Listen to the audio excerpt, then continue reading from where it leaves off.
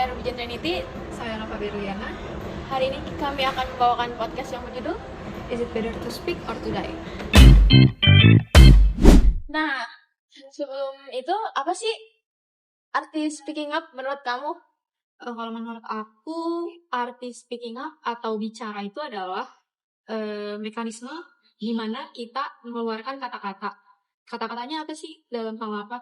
Kata-katanya bisa seperti gagasan atau ide, kemudian perasaan kita, atau juga informasi. Tapi dalam konteks kita kali ini itu adalah membicarakan tentang perasaan kita, gitu. Kalau menurut aku speaking up itu tuh hal yang harus dibicarakan, kayak hal yang berbagi informasi yang kamu bisa sampaikan ke orang-orang. Nah, selanjutnya, kepada siapa aja sih yang kita bisa speaking up gitu? Kalau menurut aku ya, itu tuh depends atau tergantung sama orang yang punya masalah atau yang kamu percaya. Gitu. Kalau misalnya kamu punya masalah ke seseorang dan kamu pengen kelarin masalah itu, kamu bisa bicara sama orang itu. Iya. Kalau misalnya kamu pengen nuang perasaan kamu, mungkin kamu bisa cerita ke orang yang kamu percaya. Benar, yang harus dipercaya. Iya, kayak misalnya anggota keluarga Atau sahabat yang benar-benar bisa dipercaya. Nah, iya itu. Nah, kalau misalnya kamu pengen ngomongin tentang perasaan yang lebih dalam tentang masalah hidup kamu, Benar. itu kamu bisa ke orang yang lebih profesional. Benar. Misalnya, Kayak psikiater, psikolog. Nah, itu. Jadi bukan kamu Cuman curhat ke teman, karena teman itu cuman bisa ngedengerin, dan mungkin solusinya juga nggak terlalu profesional gitu. Beda kan sama psikiater, psikolog. Jadi ya gitu. Jadi ada batasannya lah kalau sama teman gitu. Menurut kamu, seberapa banyak yang harus kita keluarin atau yang kita harus bicarain ke orang lain? Seberapa banyaknya itu tergantung Orangnya. benar, tergantung orangnya, tempat kita curhat.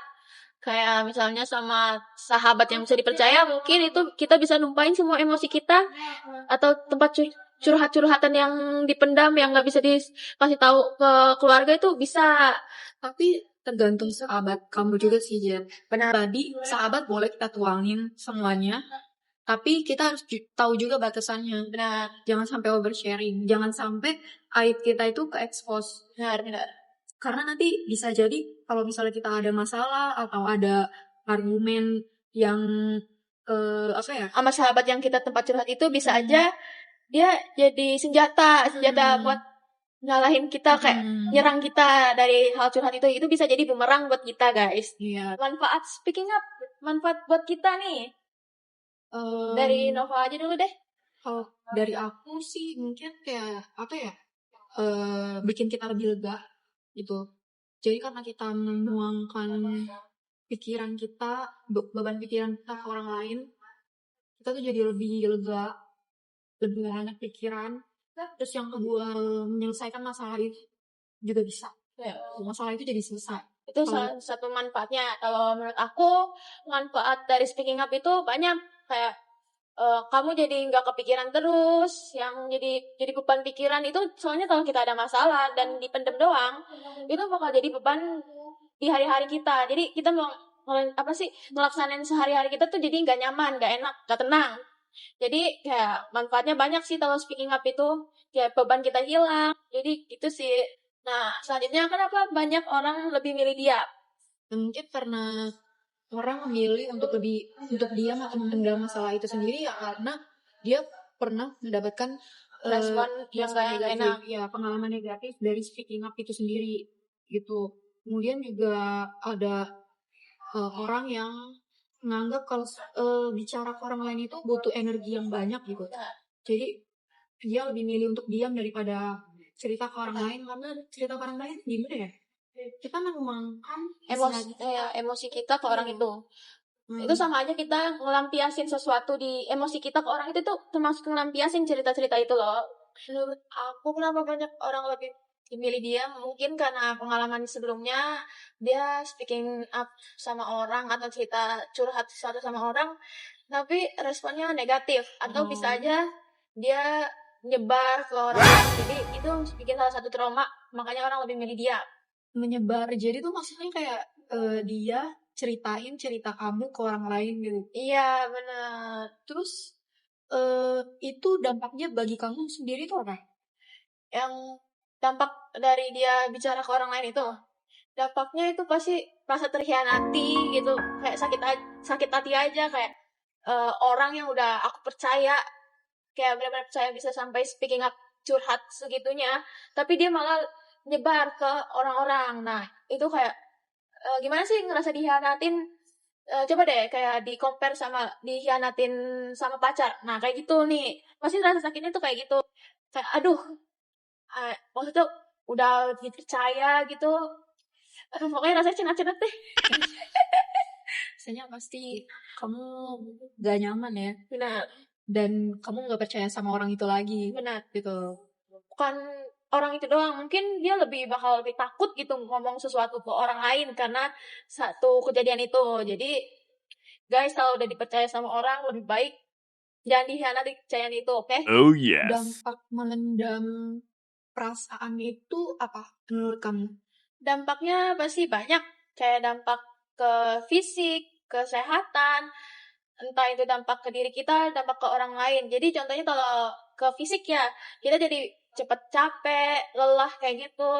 Terus kita jadi gampang sakit-sakitan. Nah, itu salah satu dampak buat diri kita sendiri. Kalau itu bisa loh, kita mendam sendiri itu bisa jadi dampak ke orang lain. Kenapa? Karena itu energi kita di sekeliling kita tuh pastinya kayak suram, atau kayak bayangin deh capek mendam sesuatu dan kita ada di sekitar orang-orang, bersosialisasi di tengah kerumunan orang itu pasti efeknya ada tuh ke orang lain. Jadi apa ya namanya, Kita merasa burn out banget gitu benar ya. benar Iya. benar benar Jadi kayak misalnya kita ngalamin kejadian yang buruk gitu, misalnya di dalam rumah, tapi kita terpaksa harus datengin apa kegiatan sosial di luar, yang dimana banyak banget orang-orang pasti kan. yang pastinya kita bersosialisasi. Iya, kita terpaksa harus bersosialisasi sama orang. Kan semua orang itu kan nggak apa ya, Nggak tahu, belum tentu belum. bisa mengendalikan emosi dan juga mengendalikan mood. Nah, Tuh, mood kita saat kita sendirian, saat kita marah, atau kita ganti moodnya jadi saat kita bersosialisasi, saat kita ada di di ruangan publik gitu kan. Belum tentu orang itu bisa mengendalikan itu. benar, nggak bisa nge-switch langsung happy gitu, beda sama yang di rumah atau dimanapun itu, di ruang pribadi lah. Dan kejadian itu akan berdampak pada kita yang nggak bisa mengendalikan emosi kita itu. Pasti kita kelihatannya kok ke orang lain itu kayak lemes, gak ada energi, dan juga bad mood gitu.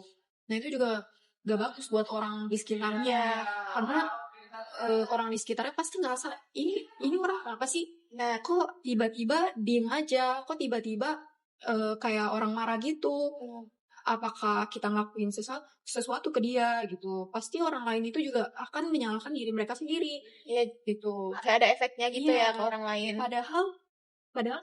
Padahal dia itu punya masalah bukan ke orang itu, Benar, tapi karena kita nggak bisa ngendalikan atau nge-switch emosi kita kita di depan orang itu, akhirnya orang itu merasa salah paham dan merasa.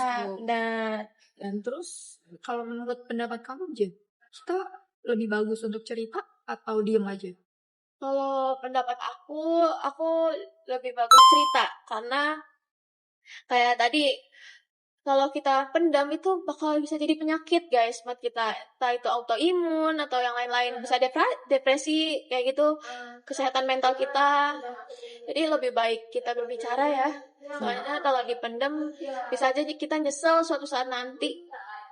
Mungkin Kamu ya, mungkin kita ceritanya sedikit aja ke orang tua kali ya gitu. Ya, benar. Kalau misalnya kamu belum berani untuk cerita ke siapa-siapa, ke orang lain gitu.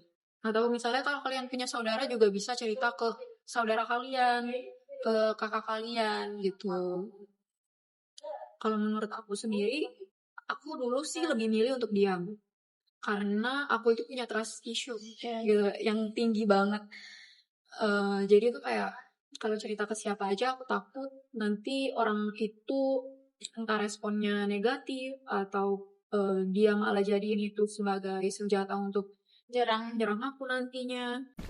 The world, no, nah. The world is really dead ass negative.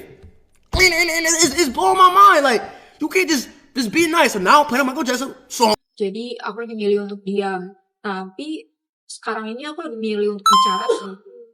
Karena apa ya? Karena aku sendiri kan juga udah mendam perasaan aku itu dari lama kan. Dan itu tuh dampaknya kena banget ke aku. Jadi aku pilih untuk cerita. Dan setelah cerita itu aku lega, aku mendapatkan bantuan dari keluarga, mungkin dari teman juga. Memang lebih bagus untuk cerita. Nah, sedikit apapun itu dan kepada siapapun, mungkin jangan sama orang yang gak dikenal juga sih. Aneh dong. Aneh ya. Jadi kamu mau cerita itu pokoknya sama harus yang dipercaya sama orang, entah itu orang baru atau orang lama, itu pokoknya kamu harus benar-benar pintar memilih orang yang buat tempat kita cerita. Karena mau orang lama mau orang baru itu kita nggak bisa terlalu percaya 100%. Pokoknya kalian harus benar-benar cari satu tempat posisi orang atau orang yang bisa bikin kalian nyaman, yang bisa tempat kalian bersandar.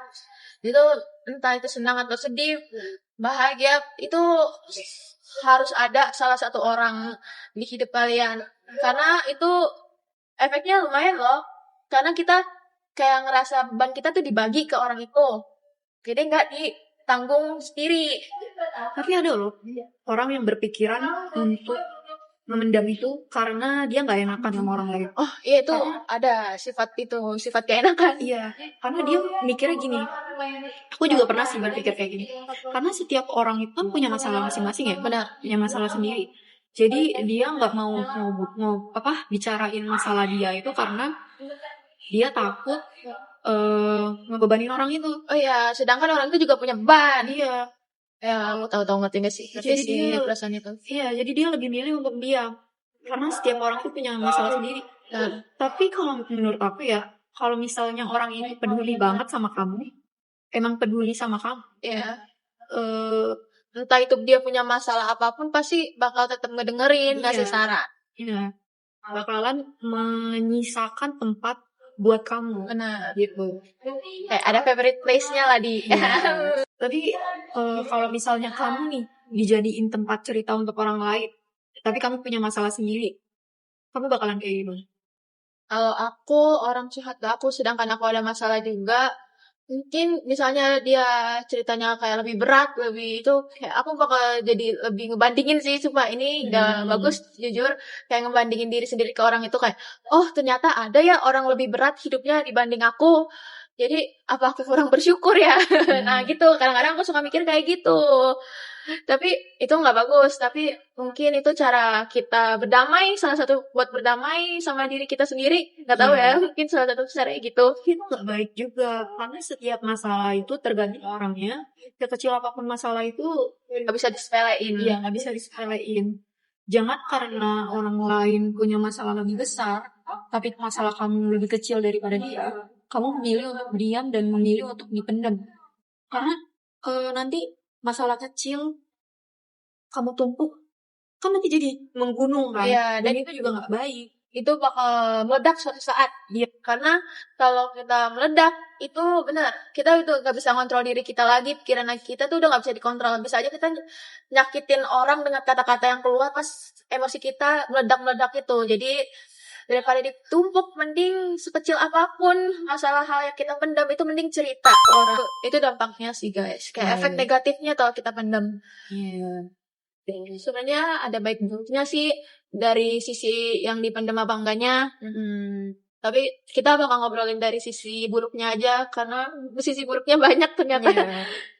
Kalau aku sendiri, aku ya pasti akan membedakan masalah orang lain dan masalah aku. Tapi pasti ada masalah hidup orang lain yang sama kayak kamu gitu.